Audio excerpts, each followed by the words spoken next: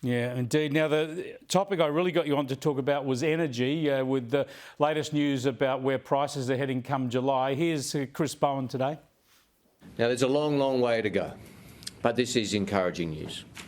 Encouraging for those small businesses and families who will receive lower energy bills as a result. But nobody should suggest that there aren't real cost of living pressures around the world and in Australia, and energy prices are, of course, part of that and will continue to be. Judith, how good is this news, or is it a lull before we're hit with even more transmission costs and new projects that need to be funded? Well, so people have to understand how the retail electricity price is determined. So it's about 40% transmission, 30% or so wholesale. There's a retail margin, and then there are sort of green levies and bits and bobs.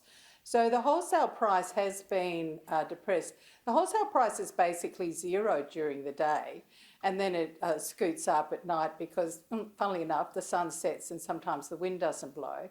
But overall, the wholesale prices have fallen back from the previous 2 years, calendar years. But the transmission costs are the ones to watch because they are 40% of the bill. So at the moment, it's pretty slow, the build out. But these regulated assets carry a guaranteed rate of return. So the more you have in the way of an asset base, the higher the costs, and they then pass on to consumer prices. And that's something to really watch because, you know, he's got, I don't know what it is, 10,000 kilometres of additional transmission lines, 28,000 over a longer term.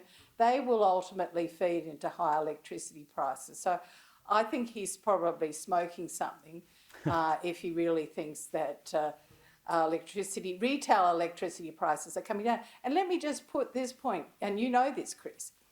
If you go to countries around the world or regions of countries around the world, the higher the rate, the higher penetration rate of renewables, the higher are the prices. Because there has to be an overbuild, there has to be expensive backup for the intermittency. So, you know, really think it's about time for a bit more realism when it comes to this debate. And that means getting rid of the ban on nuclear, not necessarily building nuclear, but at least being open to the possibility because it might help. I thought his rationale for not getting rid of the ban was hilarious, which was to say, oh, we wouldn't want to get rid of the ban because those investors might be looking for government money. Excuse me, I mean, there's one estimate that puts the annual subsidy to the renewable energy sector at $16 billion per year. We've got green energy, which is really a fairy story. That's another several $billion, including $500 million from Malinauskas, which is nuts. Oh yeah, that's the green hydro. Yeah. An industry which is green hydrogen, yep. A complete fairy story.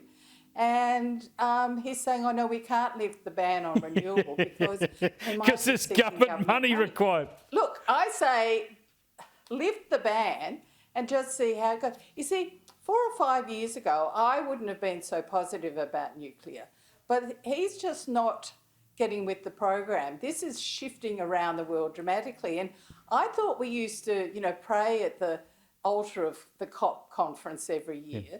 So the COP conference at the end of last year in the UAE. Yeah, they're tripling nuclear. Yeah. Spot on, Judith. Sorry to cut you off. Our love of COP. Exactly. Yeah, our love of COP and wanting to be ahead of the curve globally doesn't count with nuclear, apparently.